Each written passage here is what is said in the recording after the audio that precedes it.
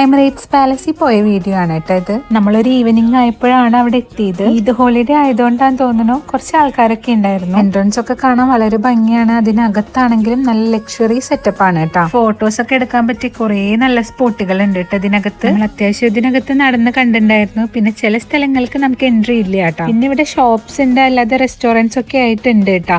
അവിടെയാണെങ്കിലും എല്ലാം നല്ല ഭംഗിയിൽ അറേഞ്ച് ചെയ്ത് വെച്ചിട്ടുണ്ട്. ഇതിലെ ബാക്കിലെ വിൻഡോ കൂടെ നോക്കിക്കഴിഞ്ഞാൽ നമുക്ക് ബീച്ചാണ് കേട്ടോ കാണാൻ പറ്റുന്നത്.